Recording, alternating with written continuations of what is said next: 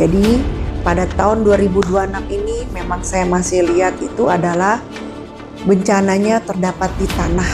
Pergerakan tanah, pergeseran tanah, gempa itu masih dominan ya.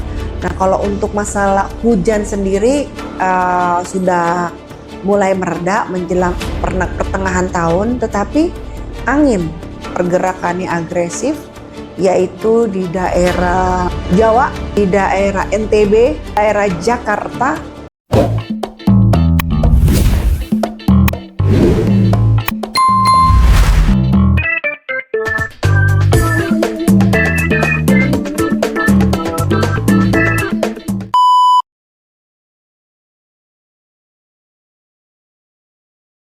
Sampurasun, Assalamualaikum warahmatullahi wabarakatuh.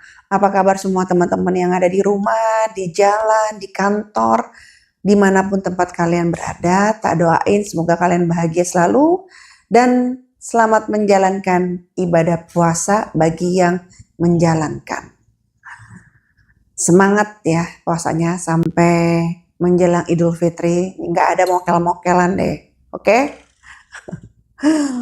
Teman-teman, di video sebelumnya itu belum membahas secara tuntas ya, karena memang kan di video sebelumnya itu saya membahas khusus masalah prediksi di tahun 2026 untuk sio kuda api, untuk asmara, terus untuk keberuntungan, apalagi pekerjaan, kesehatan gitu ya, penyakit, dan belum semua yang secara lugas saya bahas.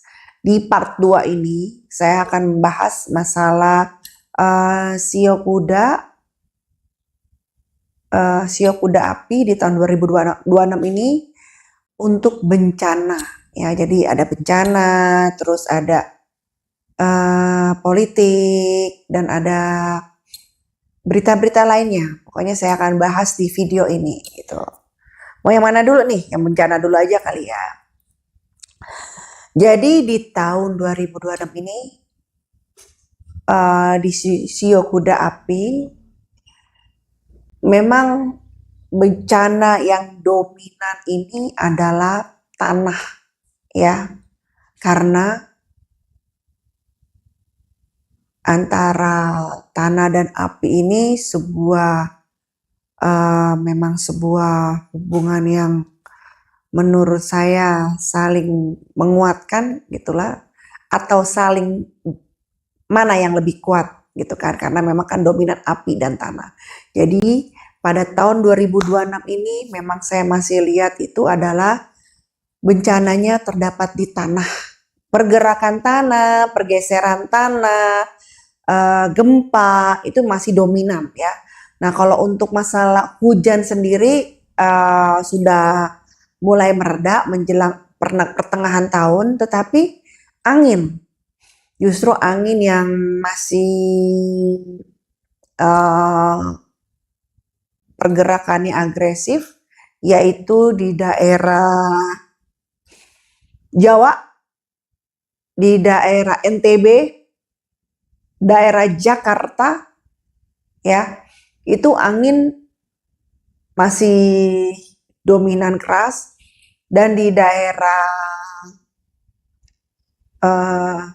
Jawa Barat itu masih di daerah ya, Jawa Barat itu kan luas ya, saya ada sedikit hafal gitu ya, tapi tidak terlalu detail. Jadi itu di daerah Cisarua angin masih kencang di daerah sana, dan di daerah Gunung Slamet, di daerah Gunung Semeru itu angin masih kencang. Di wilayah dekat Gunung Slamet, di wilayah dekat Gunung Semeru itu angin kencang di sana. Nah pergerakan tanah juga terjadi yang banyak itu di daerah Jawa. Kenapa di daerah Jawa gitu ya? Karena memang salah satu diminimasinya sebuah bencana yang harusnya ada terjadi gunung yang meletus yang sangat besar di daerah sana, mengakibatkan pergeseran tanah, namun di minimize itu terjadi hanya tanahnya aja yang bergeser, tapi gunungnya itu tidak melakukan sebuah meletus yang sangat besar gitu loh.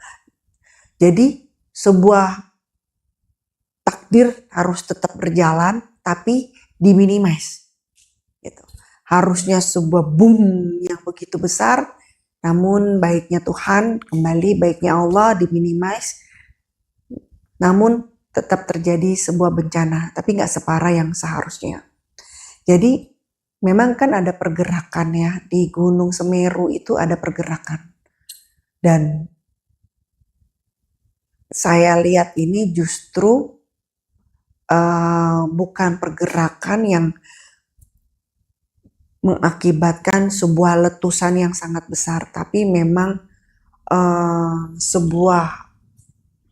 terjadinya sebuah tatanan, dan memang Gunung Semeru sendiri sedang ada hajat kalau saya lihat gitu ya, dan itu menuju ke sebuah akhir zaman.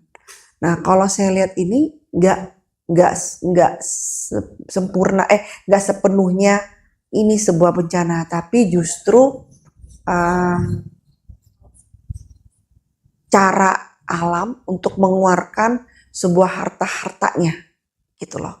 Nah kita berdoa dengan semua kejadian di Jawa ini akan kedepannya bahwa tanah Jawa akan semakin baru, semakin bagus, semakin baik, dan semakin sehat gitu loh. Jadi kalau saya lihat tanah Jawa ini memang sedang dalam keadaan diruat gitu ya. Namun bencananya bukan terfokus kepada air, tsunami atau apa, tapi lebih ke tanah, ke bumi itu sendiri gitu loh.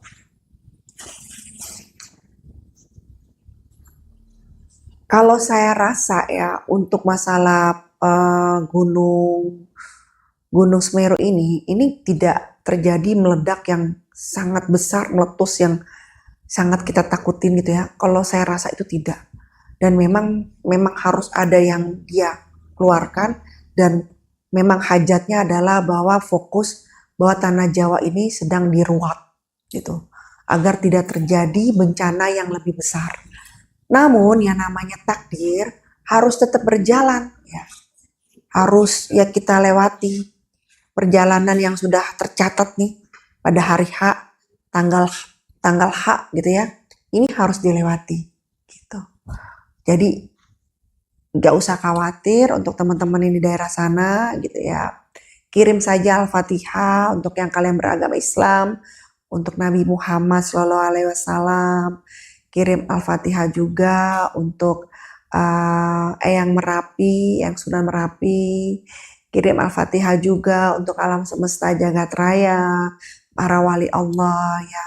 Nah, kenapa saya bilang untuk Eyang Sapu Angin? Karena kan beliau yang menjaga gerak angin, arah angin di Gunung Semeru itu yang lahar dinginnya atau apa ditujukannya kemana, itu beliau yang mengarahkan gitu ya. Jadi coba untuk melakukan sebuah tawasul. Dan saya juga ingin mengingatkan kepada para tokoh-tokoh masyarakat yang ada di sana, coba lakukan sedekah bumi ya.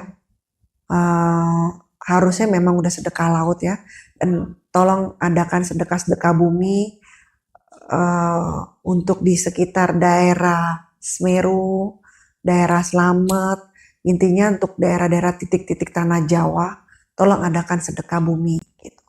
Karena memang kalau saya lihat tanah Jawa keadaan sedang diruat. Tujuannya apa? Biar menghindar sebuah bencana yang begitu besar, itu yang terjadi biar tidak terjadi gitu loh, yang kita tidak inginkan itu. Jadi untuk teman-teman semua yang berada di daerah tanah Jawa juga banyak berdoa, banyak bersedekah juga untuk tokoh-tokoh masyarakat yang ada di sana, ketua adat yang di sana, atau lurah, atau yang wilayah di sana. Ayo lakukan sedekah bumi gitu ya. Karena memang ujiannya titik-titik pada bumi atau lebih tepatnya kepada tanah. Kalau untuk eksistensi air sendiri seperti hujan itu sudah mulai berdamai ya. Tidak seperti bulan-bulan sebelumnya atau pada tahun 2025 akhir itu eksistensi hujan sudah mulai lebih ringan gitu. Tidak seperti sebelumnya gitu ya. Nah, namun untuk beberapa wilayah ya di daerah pertanian memang butuh sebuah perjuangan ya, karena memang berdampak sekali gitu loh. Nah itu yang perlu sebuah ketekunan yang kesabaran yang luar biasa gitu.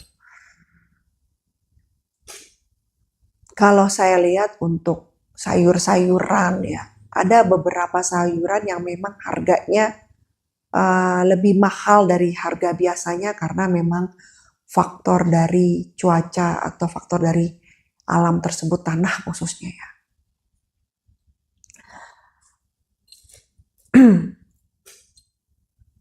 Kalau untuk bencana sendiri yang terjadi gitu ya, saya merasakan bahwa ada bencana pada kapal laut ya. Tapi di sini dikarenakan memang sebuah kelalaian manusia dan ya lebih ke human error ya, kurangnya perawatan kapal tersebut dan ada beberapa pelanggaran yang dilanggar, itu akhirnya menimbulkan kerugian terjadinya sebuah bencana. Nah itu saya mohon banget untuk perkapalan Indonesia, tolong ikuti peraturannya. Bila mana memang tidak layak untuk berlayar, mohon diingat atau mohon jangan bukan diberantas ya. Mohon jangan sampai tidak dihiraukan gitu loh. Dan perawatan kapal di Indonesia mohon diperbaiki, terutama khususnya perawatan untuk di bidang transportasi konvensional ya. Nah, itu mohon diperbaiki ya. Itu terjadi untuk daerah Indonesia, itu akan mendapatkan ujian kembali gitu. Untuk di titik-titik daerah Tanah Jawa ya,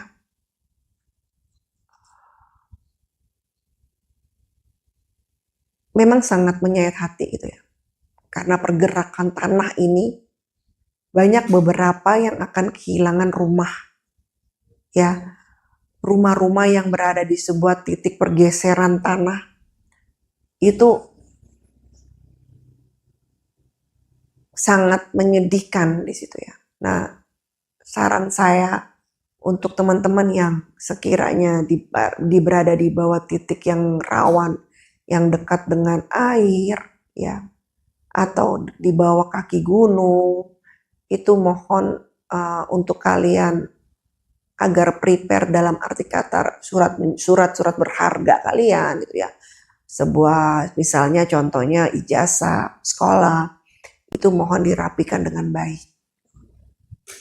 Agar bila terjadi sesuatu yang tidak kita inginkan, itu sudah prepare. Sebenarnya kalau ditanya ya, karena ada yang tanya ke saya, Teteh, sereman mana sih, ujian air atau ujian tanah? Kalau udah masalah alam, unsur alam sebenarnya tidak ada yang seraman mana gitu ya. Karena masing-masing kan mempunyai balanya dan masing-masing mempunyai manfaatnya. Saya selalu ingatkan, alam semesta, unsur alam bisa menjadi bala buat kamu, namun bisa menjadi berkah berkat buat kamu. Semua tergantung di tangan kamu. Kamu mau pilih itu menjadi bala atau itu menjadi berkat. Semua tergantung bagaimana kamu mensikapi mereka semua. Karena saya selalu ingatkan bahwa yang namanya alam semesta, unsur alam, segala sesuatu yang kalian melihat sepertinya tidak bergerak atau tidak bernyawa, diam, sesungguhnya mereka itu adalah mempunyai nyawa seperti kita. Ibaratnya tidak ada satupun yang diciptakan Tuhan tanpa tujuan, ya, tanpa manfaat. Jadi jangan kita meremehkan ataupun kita berbuat sewenang-wenang, bukan sewenang-wenang ya, gimana ya, berbuat menganiaya gitu loh. Alam itu jangan sampai terjadi. Bila mana memang ada pekerjaan pertambangan, harap diperbaiki atau dirapikan kembali. Dan kalau memang keadaan itu di tengah hutan atau bagaimana, harap ditanam kembali hutan-hutan tersebut, pohon-pohon, reboisasi ya. Nah, selanjutnya, untuk tanggul-tanggul yang terjadi di Nusantara, tolong diperbaiki, diperbarui, karena beberapa titik tanggul sudah tidak kuat untuk menahan eksistensi air. Karena memang kan dorongan laut ke daratan itu memang kuat. Dari arah mana aja. Bisa masuk melalui sungai gitu kan. Jadi karena dorongannya itu yang terlalu kuat, sehingga tekanan air di sungai atau di kali itu pun juga deras sekali gitu loh. Jadi untuk para tokoh-tokoh masyarakat yang menangani sebuah pekerjaan tanggul gitu ya, mohon diperhatikan, di tanggul manapun, di desa manapun, di wilayah manapun, tolong diperbarui. Memang yang namanya air kita nggak bisa lawan ya kekuatannya, tapi minimal kita bisa meminimais terjadi sesuatu yang lebih besar gitu ya. Karena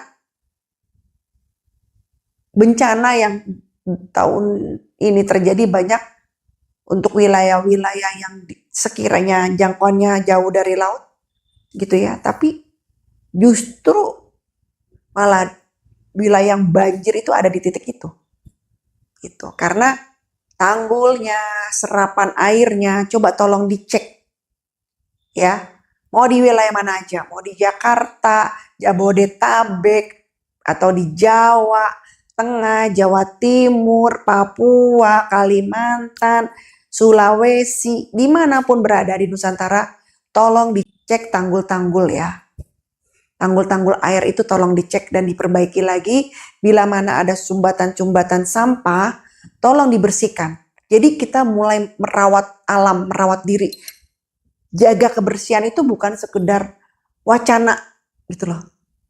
Tetapi kita sendiri, kita jangan berharap nanti ada tukang sampah. Nanti ada kebersihan yang akan menghandle. Gak bisa. Tahun 2026 ini ke depan, kita harus sadar diri bahwa yang namanya kebersihan itu harus dari diri kita sendiri gitu loh. Kita harus lebih peduli gitu. Bantu. Toh ini juga untuk kita semua. Bukan untuk ibarat kata ada kata-kata seperti ini. Ini kan udah kita kasih uang nih kebersihan. Nanti dia ngambil gaji buta. Jangan seperti itu teman-teman. Jangan, saya bilang kan, jangan segala sesuatunya itu mengandalkan. Saya selalu di setiap podcast saya dimanapun, jangan mengandalkan orang. Dalam hal apapun mandiri. Jangan berpikir, wah kita udah ngasih uang buat kebersihan, nanti dia gak kerja dong, enak aja. Jangan seperti itu. Jangan punya budaya yang seperti itu. Gak ada ruginya gitu loh kalau kita juga peduli dengan kebersihan lingkungan kita. Toh baiknya itu juga buat kamu, dan yang lebih tidak enaknya bencananya juga buat kamu. Gitu. ya. Itu pesan saya. Eh, Tadi udah masalah kapal, terus masalah air, tanah, gunung, ya. Kalau laut, eh, ya memang ada beberapa titik yang laut yang gelombangnya tuh tinggi. Tapi saya harap jangan sampai terjadi apa-apa. Ya, di daerah Sulawesi, di daerah Sumatera, saya harap jangan terjadi apa-apa. Gelombangnya lebih tinggi dibanding laut lain.